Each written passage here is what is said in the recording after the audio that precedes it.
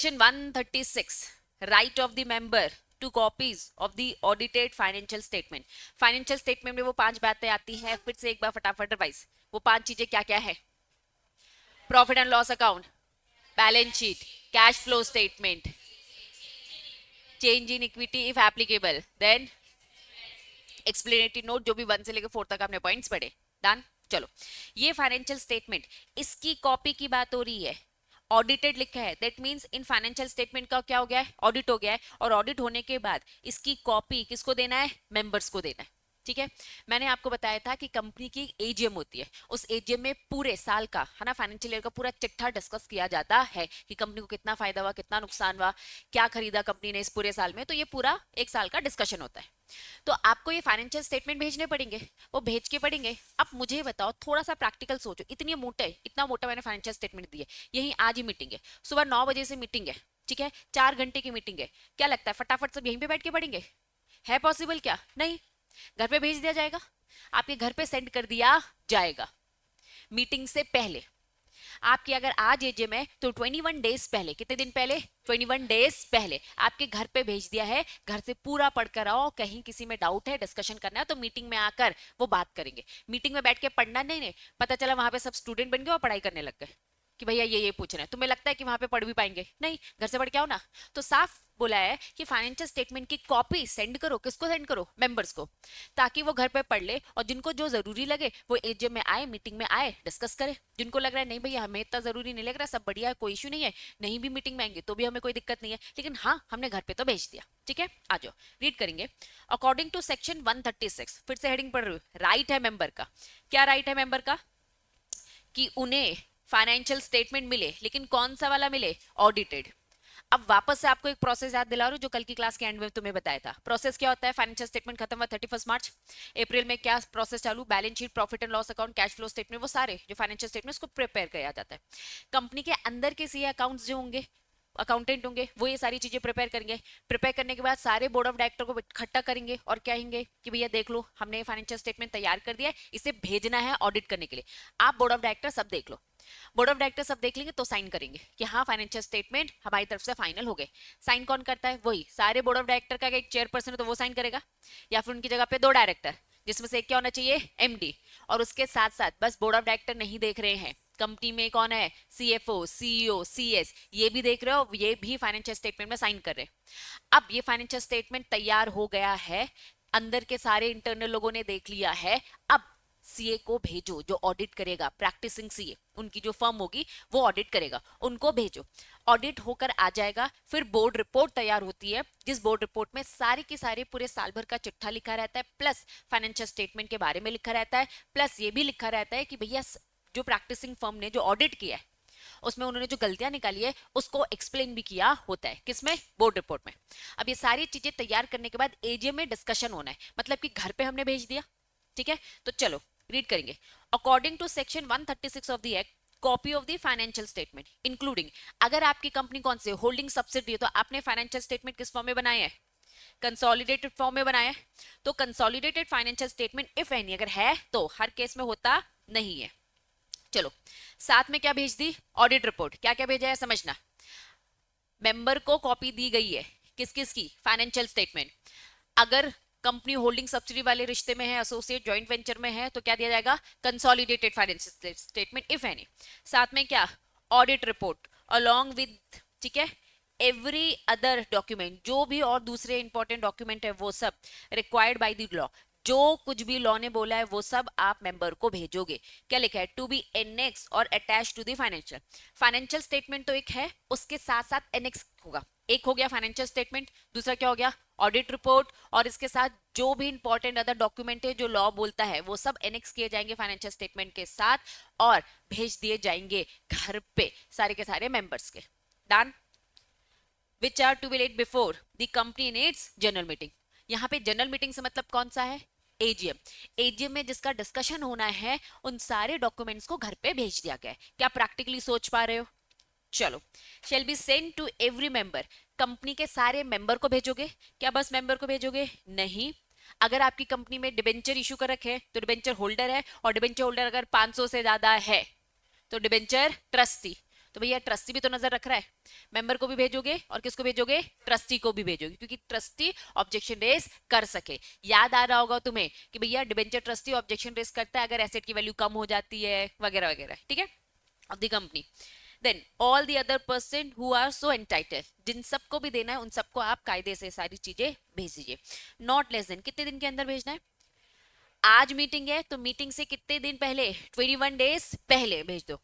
ये 21 डेज क्यों समय दे रखा है, मीटिंग में पूरा पढ़ पुढ़ा कर आप आ जाओ और कुछ क्वेश्चन पूछना है तो आप बातें कर सको, डिस्कशन कर सको। 21 डेज का रूल होता है। अभी हम जब जनरल मीटिंग पढ़ेंगे, एजीएम पढ़ेंगे, जो कि आपका नेक्स्ट चैप्टर है, तो उसमें डिटेल में पढ़ेंगे। 21 डेज का गैप रखना चाहिए, ताकि अगर कोई भी इंडिया के बाहर है, कहीं किसी कोने में है, तो मीटिंग की डेट अगर 21 डेज के बाद होगी तो वो पहुंच पाएगा। इसीलिए इन्होंने कम से कम 21 डेज का कैलकुलेशन, और प्रॉपर 21 डेज कैसे कैलकुलेट हो तो वो डिटेल में दूसरे चैप्टर में पढ़ेंगे। क्या यहाँ तक चीजें समझ में आ रही है, 2 मिनट, ठीक है। Before the date of the meeting, पहला कंसेप्ट समझ में आया। सेक्शन 136 क्या बोलता है, मेंबर का राइट है कॉपी आपको फाइनेंशियल स्टेटमेंट की देनी पड़ेगी, लेकिन बस फाइनेंशियल स्टेटमेंट नहीं देना होता है, होल्डिंग सब्सिडी है तो कंसोलिडेटेड, साथ में क्या जाएगा, ऑडिट रिपोर्ट, और वो सारे डॉक्यूमेंट जाएंगे जो भी लॉ बोलता है। मेंबर्स को भेजो, घर से पढ़कर आएंगे, मीटिंग में आके डिस्कस करेंगे। कंसेप्ट क्लियर है। लेकिन इन्होंने कहा कॉपी ऑफ द डॉक्यूमेंट जो आप 21 डेज पहले भेज रहे हो, आप चाहो तो शॉर्टर नोटिस भी दे सकते हो।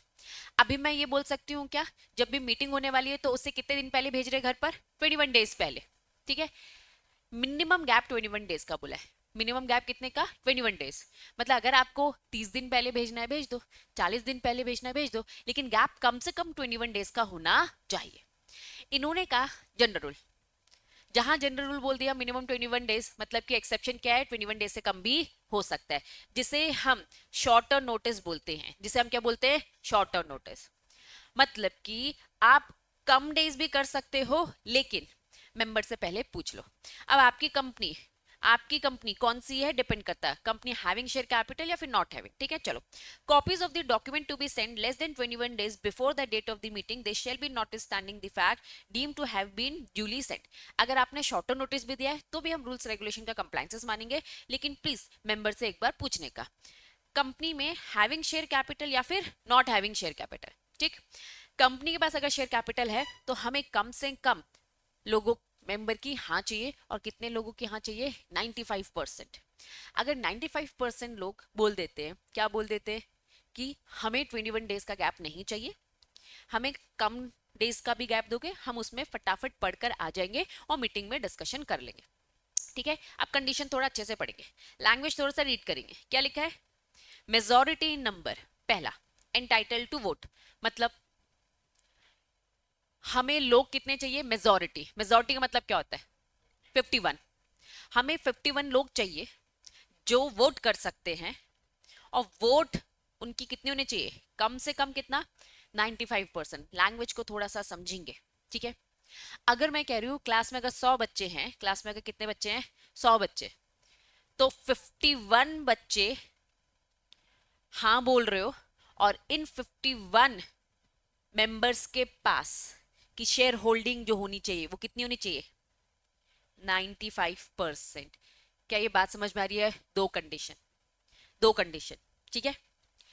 पहले हमें मेंबर्स चाहिए कम से कम कितने, 51 लोग, और 51 की जब शेयर कैपिटल को ऐड करेंगे तो शेयर कैपिटल कितना होना चाहिए, 95।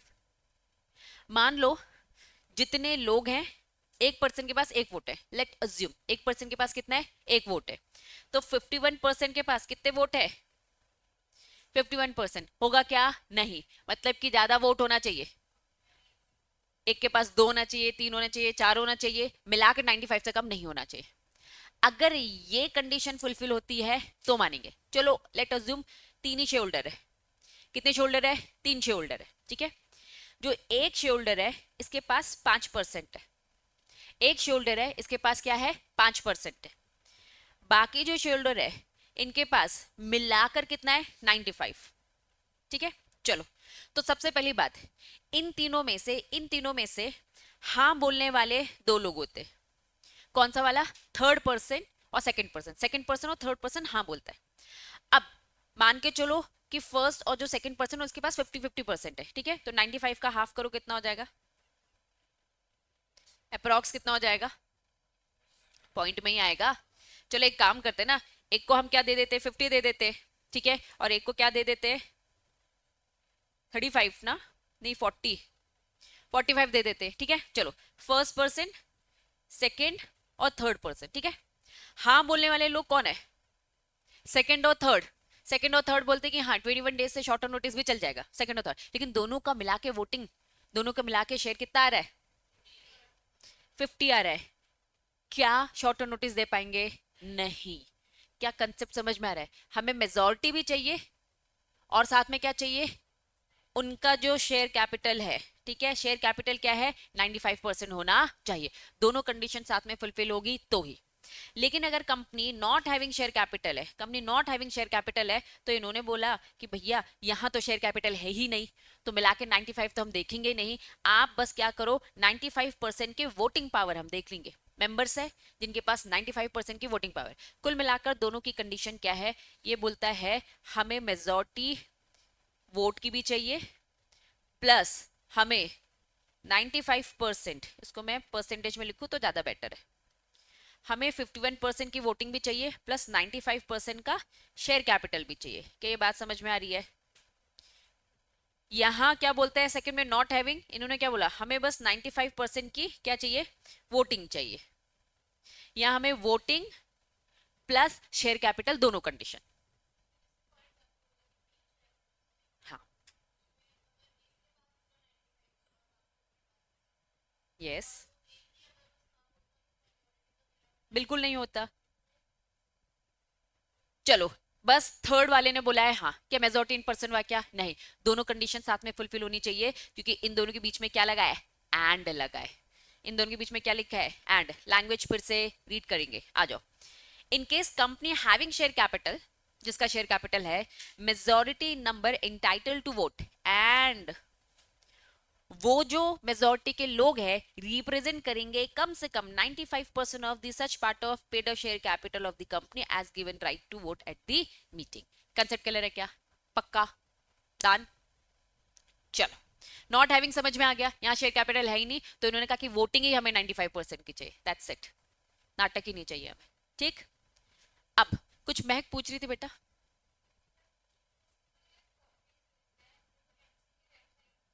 हाँ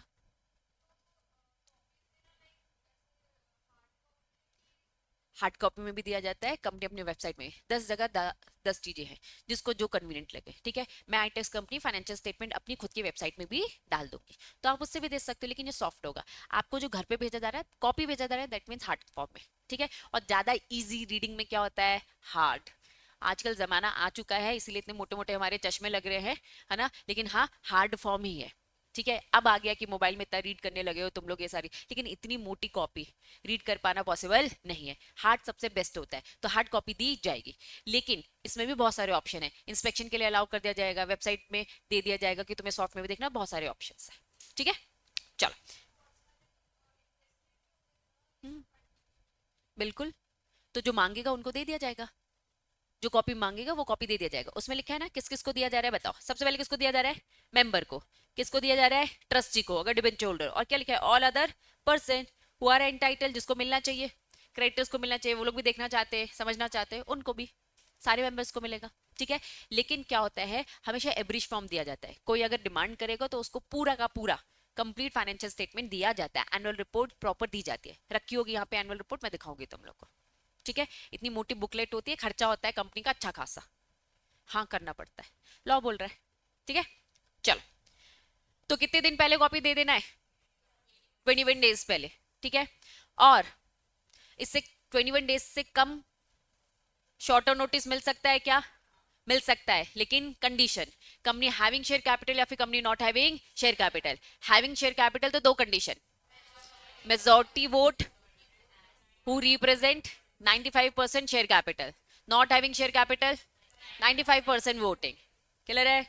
चलो आगे एक्सेप्शन, अभी बोला 21 डेज पहले देने का, इन्होंने कहा आप कौन सी कंपनी हो, सेक्शन 8 कंपनी, ठीक है माफ किया तुम्हें, आपको शॉर्टर नोटिस हमने अलाउ कर दिया, कितने दिन पहले, 14 डेज पहले, कम से कम 14 डेज तो दो, मीटिंग अटेंड कर सके, 14 डेज में वो सारे डॉक्यूमेंट पढ़ कर आ सके, ठीक है, क्योंकि पढ़ेंगे तभी तो मीटिंग में कुछ डिस्कस कर पाएंगे, कुछ समझ में आएगा, नहीं तो कुछ समझ में नहीं आने वाला मीटिंग में कि भैया क्या प्रॉफिट है क्या लॉस है, कुछ पता ही नहीं तुम्हें, ठीक। चलो, तो सेक्शन 8 कंपनी को बोला copy of financial statement including a consolidated है, इफ एनी ऑडिट रिपोर्ट है या एनी अदर डॉक्यूमेंट, वही सारी चीजें जो एनेक्स करके देना है।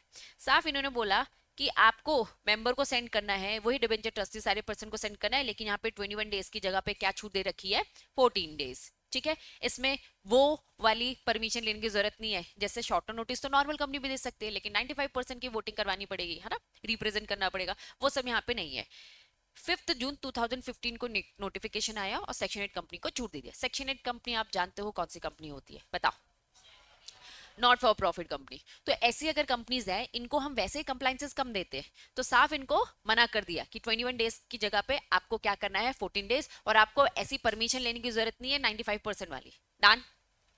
नेक्स्ट कौन सी कंपनी आ गई, निधि कंपनी। इसको पहले शॉर्ट में पढ़ेंगे, लैंग्वेज थोड़ी सी उसको पढ़ने में दिक्कत जा सकती है।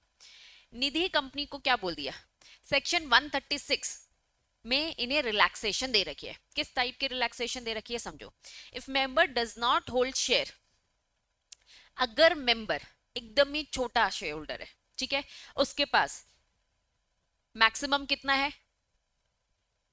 1000 रुपीज की फेस वैल्यू है, या फिर पेड अप शेयर कैपिटल का 1% से भी कम, दो चीजें, पहला क्या, 1000 से कम या फिर 1%, 1% किसका, कंपनी का पेड अप शेयर कैपिटल उससे भी कम, लेस देन 1%, ठीक है।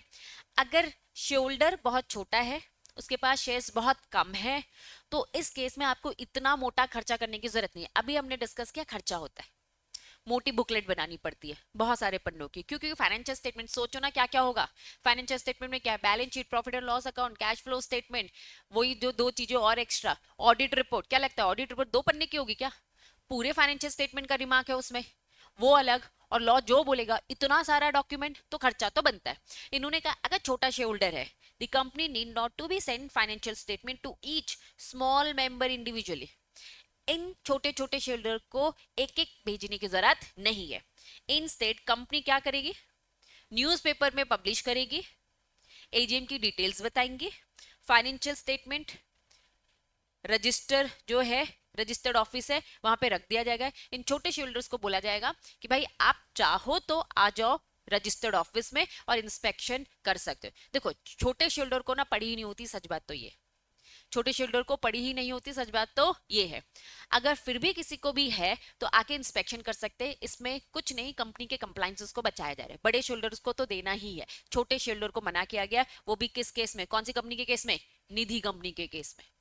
अब निधि कंपनी कौन सी कंपनीज होती है बताओ जरा, सेल्फ हेल्प ग्रुप टाइप की होती है, आपस में मेंबर एक दूसरे को पैसे देते हैं, लोन देते हैं कम इंटरेस्ट रेट में, मेंबर के अलावा किसी और को मिलता नहीं है। तो उसमें बोल दिया छोटे शेयर होल्डर्स को हम रिलैक्सेशन दे रहे हैं, और उसमें भी हमने आपको क्या बोल दिया, इंस्पेक्शन के लिए ओपन है। अब इस लैंग्वेज को एक बार रीड करो, सेक्शन 136 का subsection 1 shall apply subject to modification that in case of the member do not individually या फिर jointly, अकेले या किसी के साथ मिलकर, कितना, नॉट, पहले नॉट बोल दिया तो ये लैंग्वेज रीड करो, not more than 1000 rupees in the face value, या फिर not more than 1% of the total paid up share capital which ever is less. इससे कम है तो भैया ऐसे छोटे शेयर होल्डर्स को देने की जरूरत नहीं है, ठीक है। सीधा बस आपको पब्लिक नोटिस देना है न्यूज़पेपर में, उसे सर्कुलेट कर देना है और इंस्पेक्शन के लिए ओपन रखना है। आपको रिलैक्सेशन दे रखा है, क्या ये बात समझ में आ रही है, पक्का। कंटिन्यू, सर्कुलेट करेंगे वो न्यूज़पेपर जहां भी कंपनी, निधि कंपनी का रजिस्टर, ये निधि कंपनी को लेकर है, नॉर्मल कंपनी को लेकर नहीं है, याद रखना, ठीक है। चलो, उस न्यूज़पेपर में डेट, टाइम, वेन्यू, एजीएम का सब बता दो, फाइनेंशियल स्टेटमेंट विद एनक्लोजर बता दो, इंस्पेक्टेड ये लिखा होना चाहिए, जिस किसी को भी आना है तो रजिस्टर ऑफिस में आके इंस्पेक्शन कर सकता है। Financial statement with enclosure affix in the notice board of the company, notice board में दे रखा है, member entitled to vote either person या थ्रू प्रॉक्सी आके इंस्पेक्ट कर सकते हैं। कंसेप्ट क्लियर है।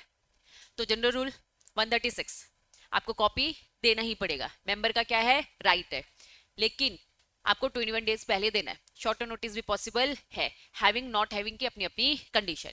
दो एक्सेप्शन, पहला एक्सेप्शन क्या, इसमें क्या एक्सेप्शन है, 21 डेज की जगह पर 14 दिन का समय दे दिया। दूसरा एक्सेप्शन, निधि कंपनी के छोटे शेयर होल्डर, छोटे शेयर होल्डर से मतलब क्या, जिनके पास 1000 भी नहीं है या फिर 1%, विच एवर इज लेस, दोनों में से देखा जाएगा। इससे कम वाले शेयर होल्डर है तो यस आपको इन्हें देने की जरूरत नहीं, लेकिन इंस्पेक्शन के लिए ओपन रखो। डन। छोटी सी हेडिंग क्या लिखा है, लिस्टेड कंपनी है, तुम्हारे खर्चे ज्यादा है ना, तुम्हारी बुकलेट और मोटी होती जाएगी। नॉर्मल कंपनी में कंप्लायंसेस कम है कंपैरिजन वाइज, तो लिस्टेड कंपनी को क्या बोला है, in case of company listed है तो section 136 shall be deemed to be have been comply if the copy of the document available for the inspection.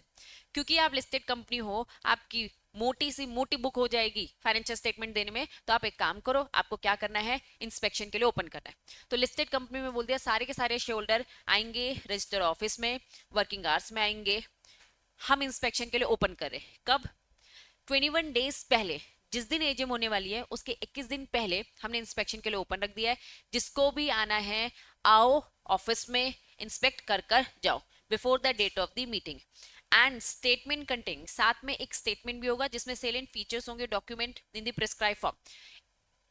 कौन सा फॉर्म है, AOC 3, ये याद रखने की जरूरत नहीं है, अभी AOC 4 तुम्हें याद रखना पड़ेगा कंपलसरी, भी आगे चलकर बताऊंगी, ठीक है क्या याद रखना है।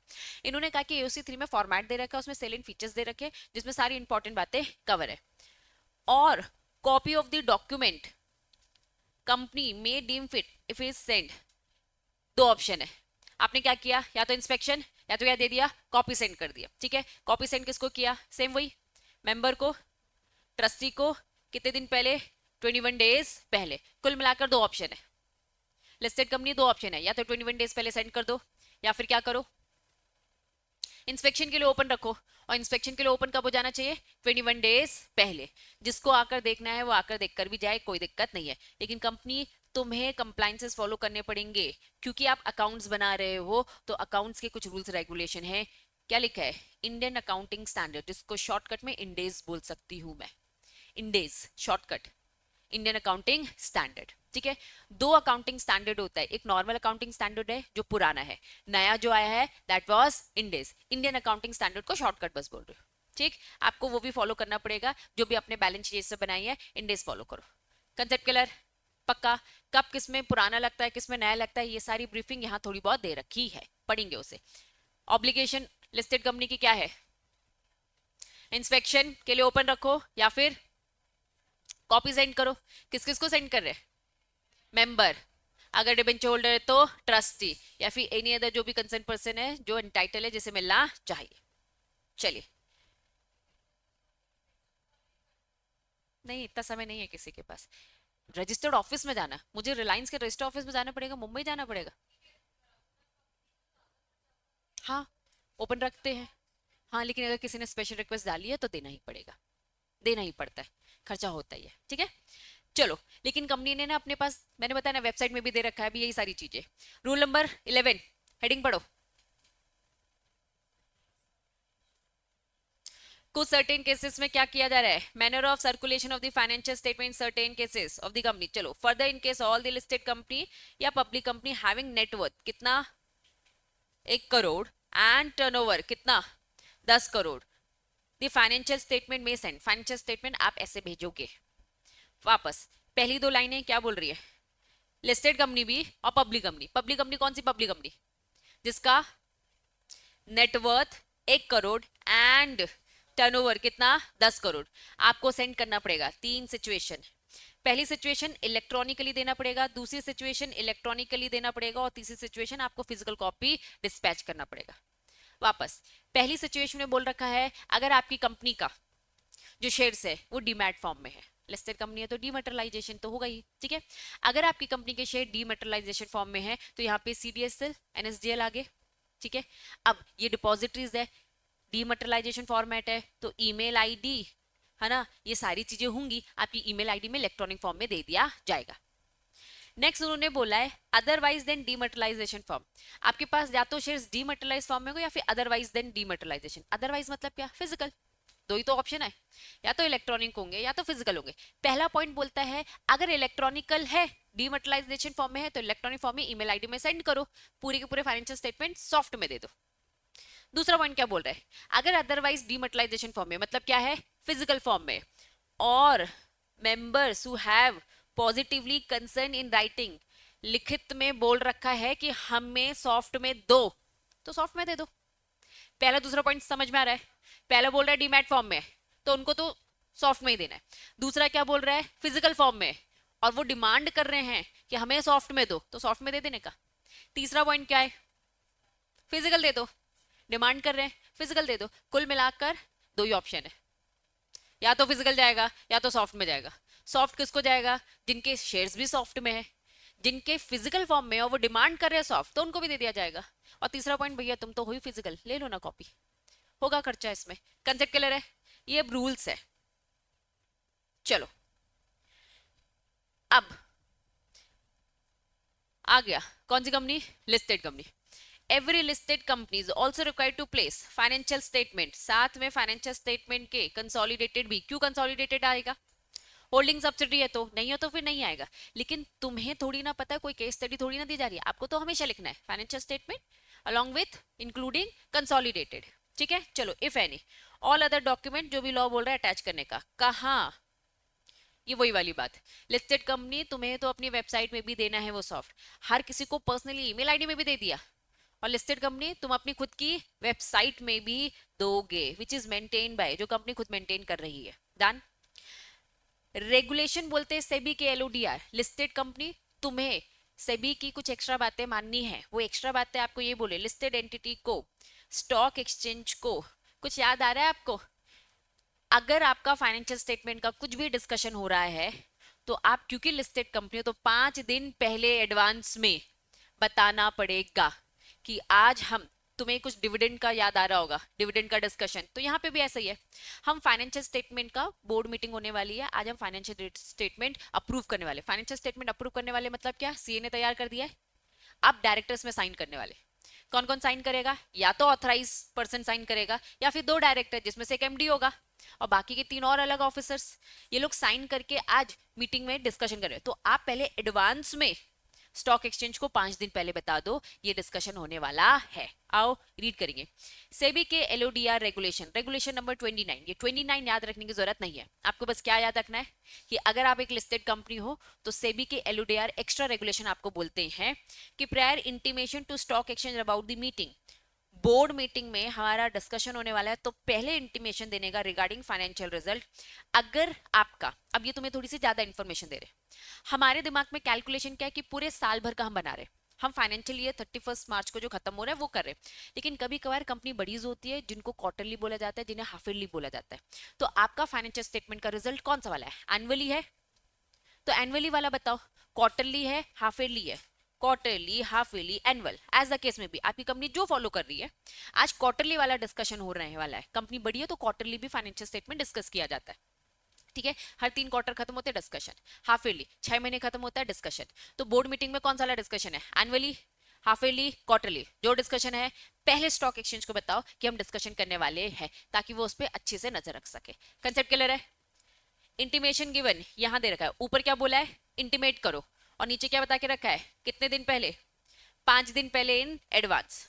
जो 5 दिन जो होगा आपकी कैलकुलेशन जो होगी, इसमें डेट ऑफ इंटीमेशन और डेट ऑफ मीटिंग दोनों एक्सक्लूड कर दिया जाएगा।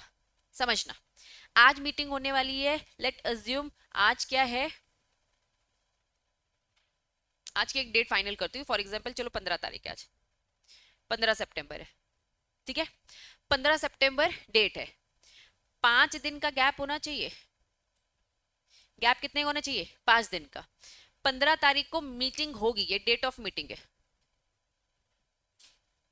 समझना। ठीक है, इन्होंने कहा जिस दिन नोटिस भेजा, जिस दिन नोटिस भेजा उस दिन को भी काउंट नहीं करना है, जिस दिन मीटिंग होगी उसको भी काउंट नहीं करना है। शुद्ध गैप होना चाहिए आपका 5 दिन का।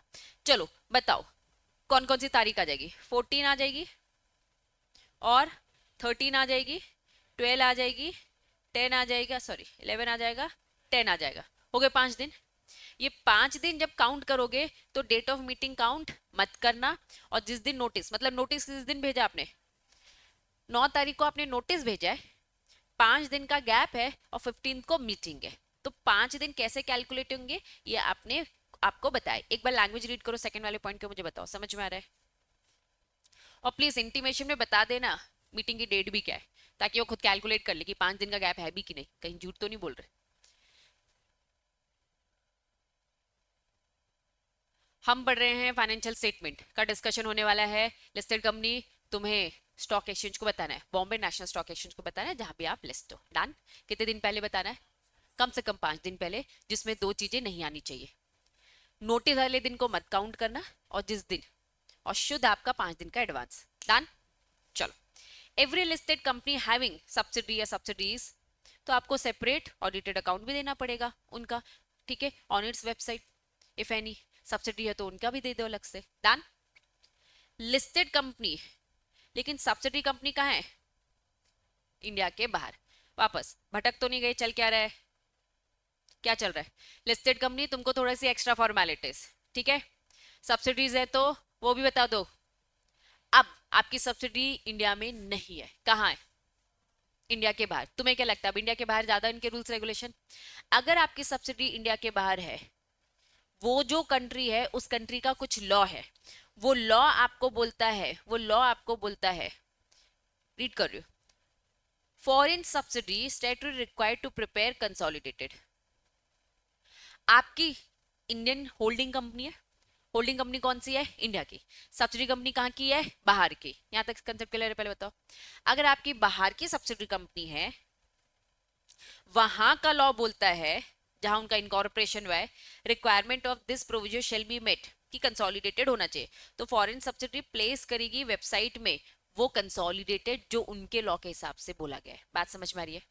मैं इंडियन होल्डिंग कंपनी अपनी तो दूंगी साथ में सब्सिडी की भी दूंगी, लेकिन ये सब्सिडी वहां के लॉ के हिसाब से कंसोलिडेटेड जो बनी है वो भी लाकर यहां पर दिखाऊंगी। बात समझ में आ रही है?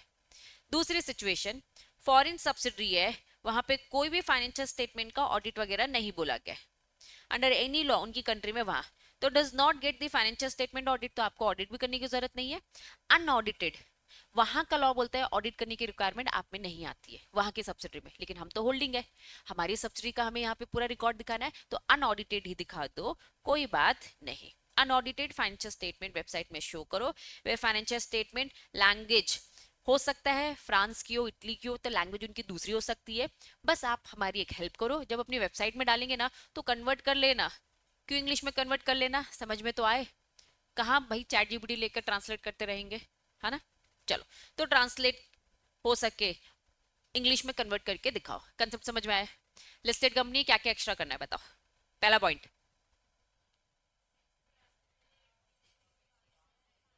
5 दिन पहला बोलता है बताने का स्टॉक एक्सचेंज को, है ना। दूसरा बोलता है 5 दिन पहले बताने का। तीसरा बोलता है सब्सिडी की भी पूरी डिटेल देने का। चौथा बोलता है सब्सिडी कहाँ की है? बाहर की है। बाहर का लॉ जो भी बोलता है यहाँ दिखा दो। बाहर का लॉ बोलता है ऑडिट मत करो, मत करो, दिखा तो दो, अनऑडिटेड ही दिखा दो, लेकिन लैंग्वेज का थोड़ा सा ध्यान रखो, हम वो लैंग्वेज तो नहीं पढ़ पाएंगे। कंसेप्ट क्लियर है? पक्का? हेडिंग आप बताओ, फाइनेंशियल स्टेटमेंट और सब्सिडी क्या होगा? कंसोलिडेटेड बनाना है सब्सिडीज का, ठीक है। हर कंपनी जिसकी सब्सिडी है प्रोवाइड अ कॉपी सेपरेट, अलग से ऑडिट या तो अनऑडिट जो भी हो। किसी किसी सब्सिडी का ऑडिट होता है, किसी किसी का नहीं होता है। अगर आपका ऑडिट है या फिर अनऑडिटेड है, जो भी है फाइनेंशियल स्टेटमेंट, ठीक है, मेंबर को भेज देना। वो सारे मेंबर्स को भेजना जो जो मेंबर्स डिमांड कर रहे हैं हमें कॉपी दो। ये मैंने आपको पहले ही बोल दिया था, डिमांड किया जाएगा तो आपको देना पड़ेगा। अगर कोई आईटेक्स का मांग रहा है, आईटेक्स का दे दो। कोई कह रहे नहीं हमें अलग से चाहिए, सेपरेट दो, कंसोलिडेटेड नहीं चाहिए, हमें सेपरेट चाहिए, तो सेपरेट भी देना पड़ेगा। डिमांड जो जो करेगा उन उनको ये कॉपी सेंड कर दिया जाएगा। क्लियर है? पक्का? हेडिंग इंस्पेक्शन के लिए ओपन रख रहे थे। नॉर्मली क्या होता है, वर्किंग आवर्स होता है, वर्किंग आवर्स में आने का, ठीक है। चलो, right to inspect, every company obligation, अगर मेंबर इंस्पेक्शन करने के लिए आ रहा है इंस्पेक्शन करना अलाउ करो। ट्रस्टी आ रहा है अगर डिबेंचर्स है तो अलाउ करो, ठीक है। क्या इंस्पेक्ट करेंगे? Financial statement. कहाँ जाकर करेंगे? Registered office. ड्यूरिंग क्या? Business hours. Repeat repeat repeat, पहले भी ऊपर पढ़ चुके हैं। इंस्पेक्शन के लिए ओपन करो, रजिस्टर्ड ऑफिस में आके इंस्पेक्शन करना पड़ेगा। इन केस ऑफ लिस्टेड कंपनी, तो लिस्टेड कंपनी को क्या बोल दिया हमने आपको? Selling features of the financial, इसको शॉर्ट में मैं समरी बोल सकती हूँ। लिस्टेड कंपनी के काम बहुत ज्यादा होते हैं, कंप्लायंसेस बहुत ज्यादा होती है, तो उनके फाइनेंशियल स्टेटमेंट भी बहुत मोटे होते हैं। आपको एब्रिज फॉर्म मैंने आपको बताया था, एब्रिज फॉर्म।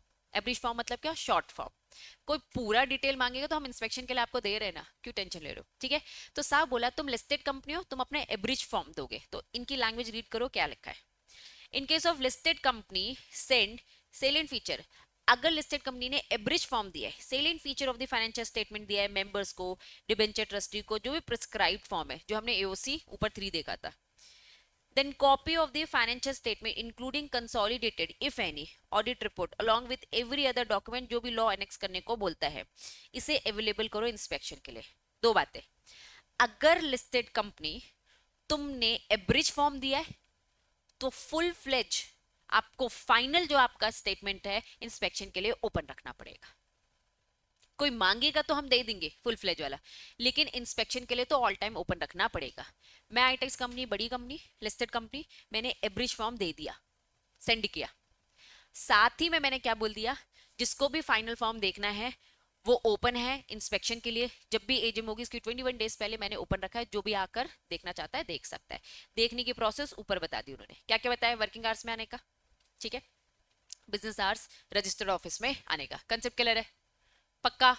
एक ही बात को पता नहीं कितने बार बताएंगे, तुम रीड करो पेनल्टी।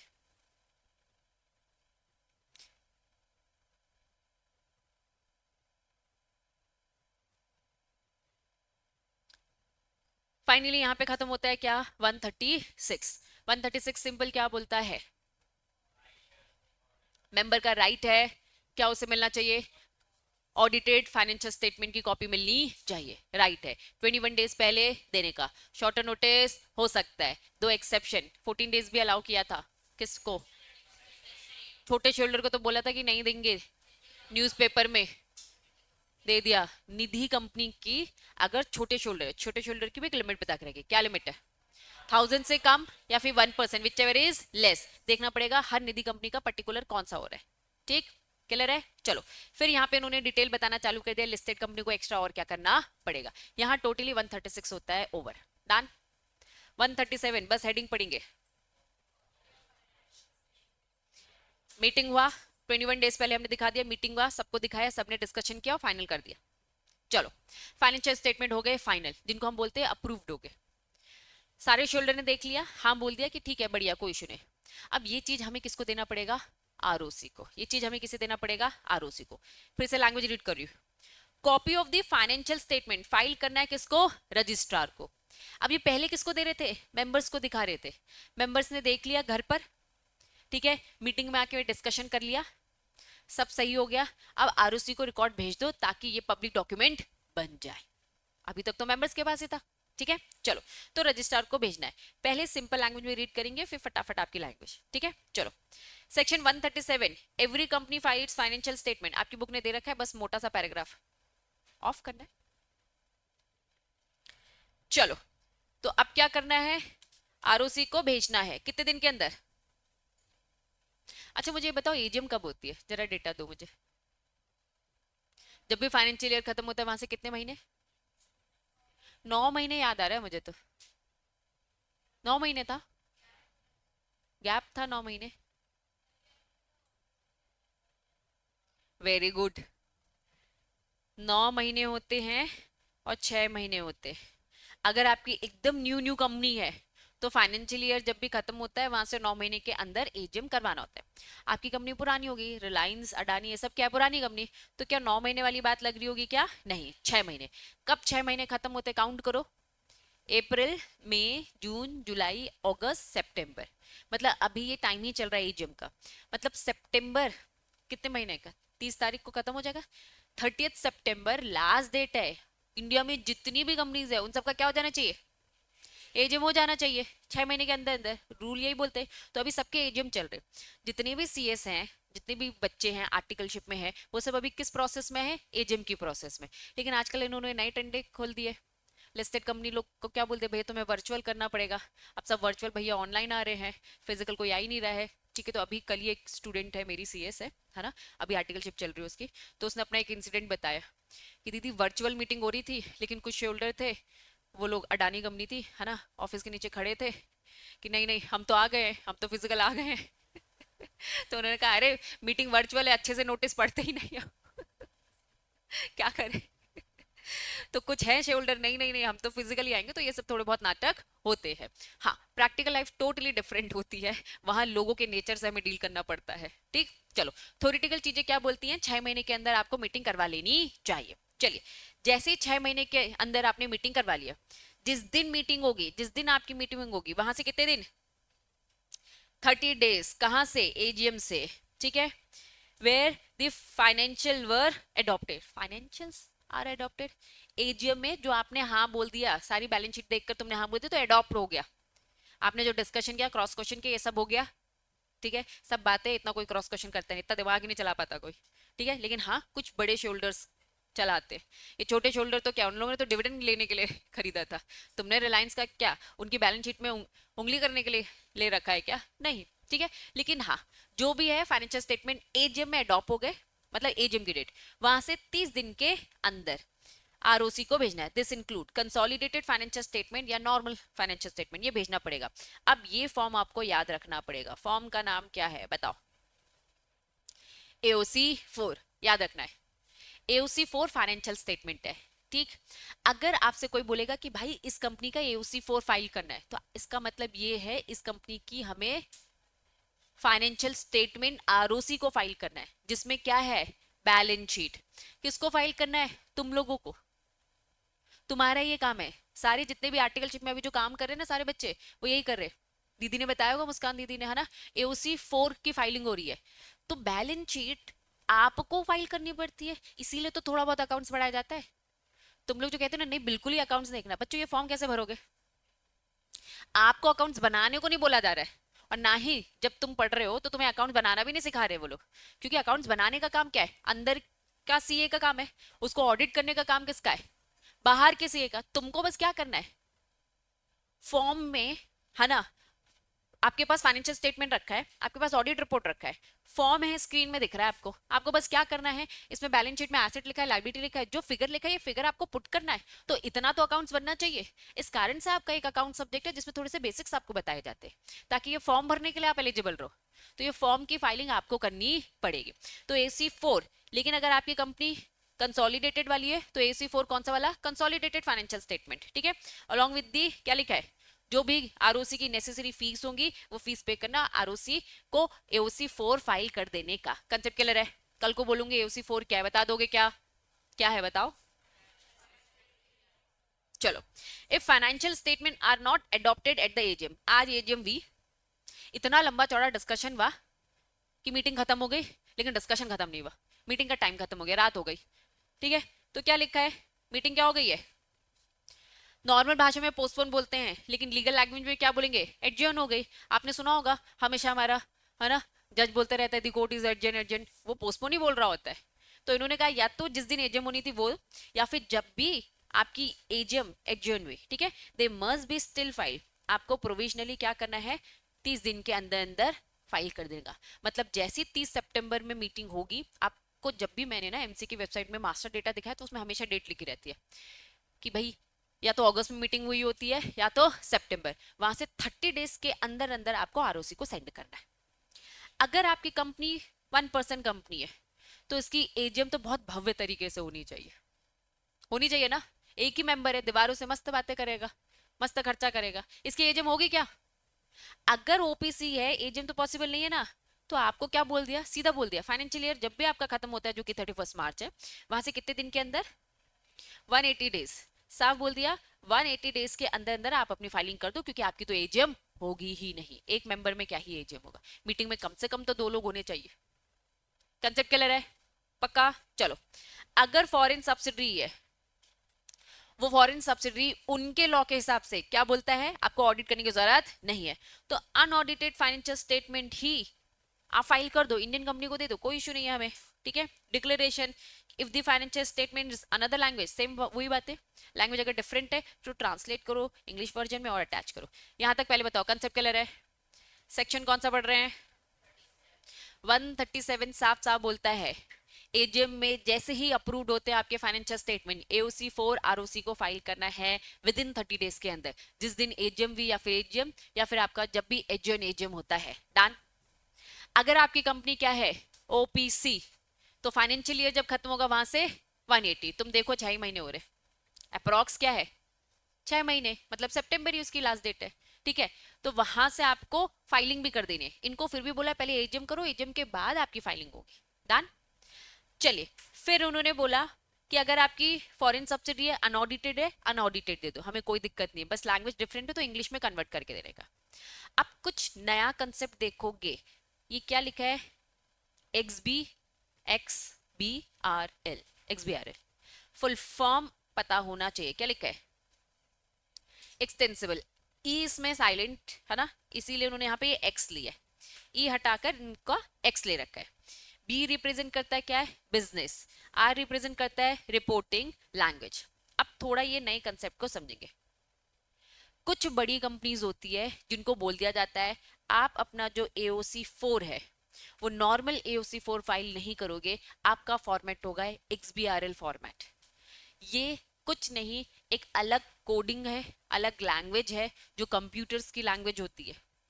इसमें आप बैलेंस शीट इन सब को ऑल्टर करना आसान नहीं होता है। नॉर्मल एक्सेल में तुमने बैलेंस शीट बनाई, ठीक है, ये बैलेंस शीट बनी हुई है, यहाँ आके मैं थोड़ा सा उंगली कर देती हूँ, है ना पॉसिबल एक्सेल में आसानी से। तो XBRL एक अलग फॉर्मेट होता है जिसके लिए प्रॉपर सॉफ्टवेयर खरीदे जाते हैं, अलग डिफरेंट सॉफ्टवेयर होता है, ठीक है, थोड़ा सा टेक्निकल टेक्नोलॉजी वाला है। अच्छी बड़ी कंपनीज को बोला जाता है कि हम नहीं चाहते कि आपके फाइनेंशियल स्टेटमेंट से कोई छेड़खानी करे, तो आपको बड़ी कंपनीज को XBRL फॉर्मेट फॉलो करना पड़ेगा।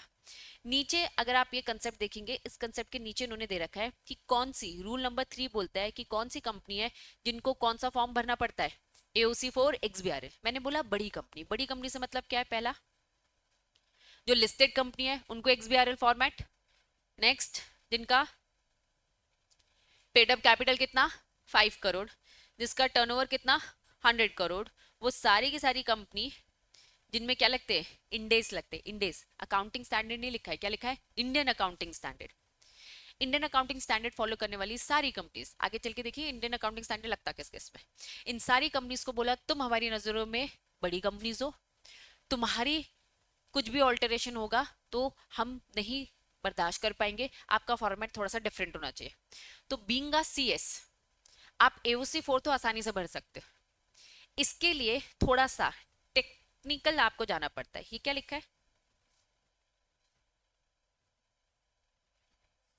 टेक्सोनॉमी, ये एक डिक्शनरी है, इसमें थोड़ी सी कोडिंग लैंग्वेज आती है, ठीक है, जैसे तुम्हें एसेट लाइबिलिटी दिख रहा है, दिखने में तुम्हारा एसेट लाइबिलिटी होगा लेकिन इसकी कोडिंग होती है, ठीक।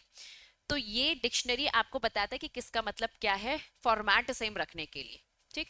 तो XBRL क्या है थोड़ा बहुत समझ में आया है, XBRL एक कोडिंग है, ठीक है, जो इन कंपनीज को बोला है तुम नॉर्मल AOC 4 नहीं में आओगे, तुम्हें AOC 4 XBRL का फॉर्मेट यूज करना है और AOC फाइल करना है, सबको ROC को देना है। मैं ITX company normal company AOC 4 download कर दूंगी, ठीक है, लेकिन अगर मेरी कंपनी लिस्टेड है, पेड अप, टर्नओवर, ये सारी इंडियन अकाउंटिंग स्टैंडर्ड फॉलो करती है, तो मुझे XBRL वाला AOC 4 देना पड़ेगा, जो नॉर्मल नहीं होता, ये सॉफ्टवेयर होते हैं, ठीक।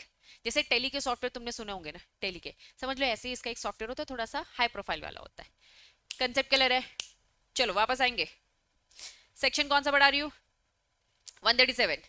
वापस हर कंपनी को क्या करना है, फाइनेंशियल स्टेटमेंट अप्रूव करने के बाद 30 दिन के अंदर ROC को रिपोर्ट करना है। कैसे रिपोर्ट करेगी, AOC 4 कंसोलिडेटेड है तो AOC 4 consolidated financial statement, CFS, ठीक है। अगर आपकी कंपनी को XBRL फॉर्मेट फॉलो करना है तो आपका AOC 4 कौन सा वाला होगा, XBRL, डन।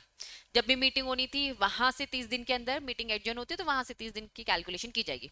कंपनी अगर फॉरेन सब्सिडी वाली है तो ठीक है, वहां ऑडिट बोल रखा है, ऑडिट लो, अनऑडिट ले रखा है, अनऑडिट लो, हमें कोई दिक्कत नहीं है, हम यहाँ पे जैसा होता है वैसा आप दे दो, हम वहां हिसाब से समझ लेंगे, बस लैंग्वेज को थोड़ा सा कन्वर्ट करके देने का। यहाँ तक कंसेप्ट क्लियर है। अब तुम्हारी बुक की लैंग्वेज की बात करेंगे, सेक्शन 137, फटाफट फर्स्ट पैराग्राफ रीड करो और मुझे बताओ समझ में आ रहा है क्या, पूरी बातें सेम है। हर कंपनी को फाइनेंशियल स्टेटमेंट या फिर consolidated AOC 4, AOC 4 FCS CFS से देना है 30 दिन के अंदर, जहां भी आपका एजीएम हुआ है, एंड उस एजीएम में क्या हुआ है, फाइनेंशियल स्टेटमेंट अडॉप्ट हो गया है, ये बात याद रखना। आज एजीएम हुआ लेकिन फाइनेंशियल स्टेटमेंट अडॉप्ट नहीं हुआ, बहुत डिस्कशन किए, बहुत झगड़े किए हमने, मीटिंग अब एडजर्न हो गई एक हफ्ते बाद, तो कैलकुलेशन यहाँ से किया जाएगा कि वहां से, जिस दिन एजीएम भी हुई और एजीएम में वो बात अडॉप्ट भी हो गई फाइनेंशियल से, मतलब आपने अप्रूवल दे दी। क्लियर है? चलो next, if financial statement not adopted, ये वही वाली बात, एजीएम में अडॉप्ट नहीं हुई है या फिर क्या है एडजर्न, ठीक है, मीटिंग में भी, such unadopted financial statement along with the required document ROC को दे देंगे कितने दिन के अंदर। डिस्कशन इतना हुआ कि अडॉप्ट ही नहीं हुआ है तो 30 दिन लेंगे, लेकिन 30 दिन कहां से, जब भी आपकी एज हो जानी चाहिए थी, लास्ट डेट जो भी आपकी एज में 30 सितंबर लास्ट डेट मान के तो चल रहे हैं, वहां से अब आपको 30 अक्टूबर तक क्या करना है, आरओसी को देना है। The ROC shall take them in record provisionally, वो प्रोविजनली अभी ले रहा है क्योंकि अभी तक आपने फाइनल नहीं किया, आपका अभी डिस्प्यूट चल रहा है, अंटिल जब तक एजीएम में अडॉप्शन ना हो जाए। क्या ये बातें समझ में आ रही है? फाइनेंशियल स्टेटमेंट अडॉप्टेड एडजर्न में हुआ है, विद इन 30 डेज वहां एजेंट से देख लिया जाएगा, जो एडिशनल फीस है वो दे देने का। ओपीसी वाली बात समझ में आ गई है, ओपीसी में मीटिंग नहीं होती है तो सीधा 180 डेज जब भी फाइनेंशियल ईयर खत्म क्लोज होगा। Company also attach accounts of the subsidiary incorporated outside India have not established their place of business in India, भले इंडिया में नहीं है तो भी हमें उनका अनऑडिटेड फॉर्म दे दो। क्या ये बातें समझ में आ रही है? आउटसाइड इंडिया है, इंग्लिश में ट्रांसलेट करना, वही सारी बातें। Concept clear? पक्का? ये सारी घिसी-पिटी बातें। कुछ कंपनी को कौन सा फॉर्मेट लिखा है यहाँ, फुल फॉर्म, ठीक है, एक्सबीआरएल। एक्सबीआरएल किन कंपनीज को लगता है ये बता दिया, लेकिन एक्सबीआरएल जब बनाओगे प्रिपेयरिंग द फाइनेंशियल स्टेटमेंट एक्सबीआरएल में, तो आपको क्या करना है, टेक्सोनॉमी मतलब डिक्शनरी, लीगल नहीं टेक्निकल डिक्शनरी है, ये टेक्निकल डिक्शनरी का यूज करना, दे देना, ताकि कोई भी इसे रीड करे तो टेक्निकल टर्म समझता जाए, पता चला। डायरेक्ट एक्सबीआरएल आप देख लो तो नहीं रीड कर पाओगे, उन्होंने उसके एब्रीविएशन जैसे होते हैं ना, जैसे नोट मेकिंग करते हो तो एब्रीविएशन की इसका मतलब ये है, तो ये तुम्हें थोड़ा सा समझने में आसानी होगी, ठीक है। साथ में शेड्यूल फॉलो करने का। अब इन्होंने बोला है कुछ अच्छी कंपनीज हैं जैसे कि एनबीएफसी, दूसरा क्या लिखा, हाउसिंग फाइनेंस कंपनी, तीसरा क्या लिखा, बैंकिंग इंश्योरेंस कंपनी, इन सबको एग्जेम्प्ट कर दिया। इन्होंने बोला भैया तुमको एक्सबीआरएल फॉलो करने की जरूरत नहीं, तुम्हारे ऑलरेडी इतने सारे रेगुलेटर्स बैठे, आरबीआई बैठा है, इंश्योरेंस कंपनी के लिए आईआरडीएआई बैठा है, तो क्योंकि तुम्हारी एक अलग से अथॉरिटीज हैं, हाउसिंग फाइनेंस की अलग अथॉरिटीज है, तो ये अथॉरिटीज बैठी है, उन्होंने अपने खुद के रूल्स रेगुलेशन दे रखे, तो अगर इन्होंने अपने खुद के रूल्स रेगुलेशन दे रखे तो आप वो सारे रूल्स रेगुलेशन फॉलो करो, आपको एक्सबीआरएल वाला फॉर्मेट फॉलो करने की जरूरत नहीं है। यहां तक पहले मुझे बताओ समझ में आ गया क्या, फिर मैं वो 2 पैराग्राफ पढ़ाऊंगी क्यों इंपॉर्टेंट है। एक्सबीआरएल किसको फॉलो करना है समझ में आया, साथ में टेक्सोनॉमी करना पड़ेगा और एनेक्स्चर जो भी गिवन है वो फॉलो करो, लेकिन ये 3 लोगों को छूट दे दी, एग्जेम्पशन दे दिया, लॉजिक समझ में आ रहा है क्यों दे रहे, इनकी खुद की अथॉरिटी अलग रूल्स रेगुलेशंस बोलती हैं। चलो, एक बार आपने फाइनेंशियल स्टेटमेंट एक्सबीआरएल वाले रूल फॉलो कर दिए, मैं आईटेक्स कंपनी, मेरा टर्नओवर कितना होता है, 100 करोड़ होता है, इस साल मेरा 100 करोड़ हो गया, तो मुझे कौन सा फॉर्मेट फॉलो करना है, एक्सबीआरएल, ऐसा ही है पक्का। नेक्स्ट ईयर 100 करोड़ नहीं हुआ तो अब क्या मैं नहीं करूंगी, उन्होंने बोला नहीं अब तो करते रहना पड़ेगा। लैंग्वेज रीड करेंगे, कंपनी विच है फाइल्ड फाइनेंशियल स्टेटमेंट रूल 3 के अकॉर्डिंग एक्सबीआरएल फॉलो करती है, कंटिन्यू टू फाइल, अब आपको लगातार फाइल करते रहना पड़ेगा, भले ही अब आप उस लिमिट में नहीं आ रही हो in there in succeeding year, वापस एक बार लग गया, अब लगातार इसको फॉलो करते रहना पड़ेगा। अगले साल अगर आपका टर्नओवर कम हो जाता है तो आप ऐसे नहीं करोगे, इस साल हुआ तो कर दिया, अगले साल नहीं हुआ तो नहीं किया, नहीं, एक बार जिस दिन लिमिट क्रॉस हुई लगातार लगता ही जाएगा, लगता जाएगा, लगता जाएगा, कुछ भी हो जाए। क्या ये पैराग्राफ समझ में आया, provided that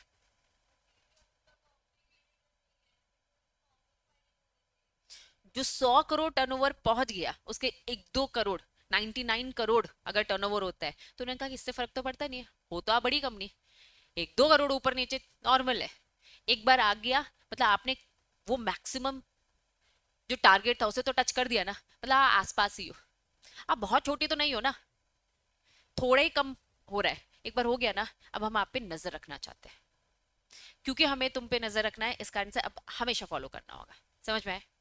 next para, provided that company which है फाइल्ड फाइनेंशियल स्टेटमेंट, ये क्या लिखा है? अर्सवाइल मतलब पुराने रूल्स रेगुलेशन के अकॉर्डिंग कर रहे थे, नए रूल आ गए, नए फॉलो कर लो, कंटिन्यू। अगर आप पुराने रूल्स रेगुलेशन के अकॉर्डिंग आप पे एक्सबीआरएल लगता था, कुछ नहीं, न्यू में आओ, न्यू के रूल्स रेगुलेशन फॉलो करो, आप भी कंटिन्यू करो, आप भी लगातार रहोगे, continue shall continue to file financial statement new rules के अकॉर्डिंग।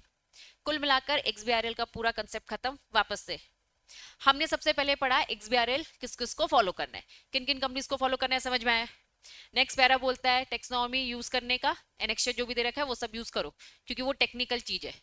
नेक्स्ट पैराग्राफ उसके बाद क्या बोलता है, इन 3-4 कंपनीज को एग्जेम्प्ट क्योंकि उनके अलग एक्स्ट्रा रूल्स रेगुलेशंस है। लास्ट के 2 पैरा बोलते हैं एक बार लग गया हमेशा लगेगा। लास्ट पैरा बोलता है पुराने रूल्स के अकॉर्डिंग एक्सबीआरएल लग रहा था, नए रूल्स में भी आपको कंटिन्यू न्यू रूल्स बस फॉलो करके आगे लगातार एक्सबीआरएल फॉर्मेट देना है। क्लियर है? पक्का? पेनल्टी पढ़ेंगे अभी के अभी।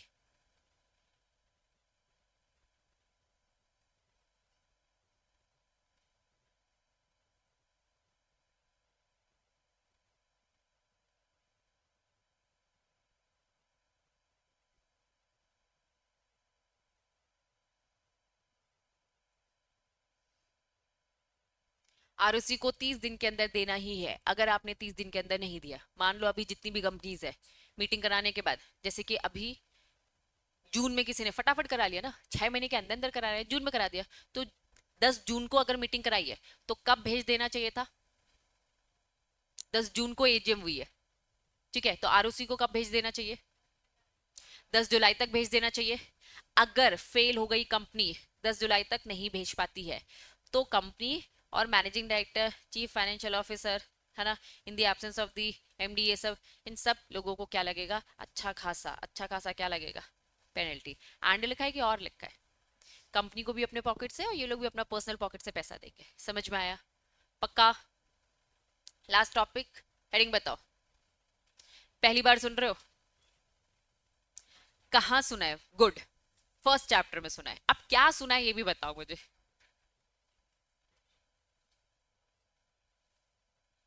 याद आया कुछ? बताओ। एमसीए के बारे में बताई थी, कुछ अथॉरिटीज बताई थी, मैंने कहा था आगे चल के आएगा, तो ये वही आगे चल के। एनएफआरए फुल फॉर्म, शॉर्ट में समझो, दो चीजें हमेशा बोलती थी, अकाउंटिंग और ऑडिट स्टैंडर्ड। कुछ याद आ रहा है? अकाउंटिंग और ऑडिट स्टैंडर्ड। अकाउंट्स और ऑडिट में जरा डिफरेंस बताओ। इस चैप्टर का नाम ही अकाउंट्स और ऑडिट है। अकाउंट्स मतलब क्या? ले लो फोटो। अकाउंट्स मतलब क्या और ऑडिट मतलब क्या?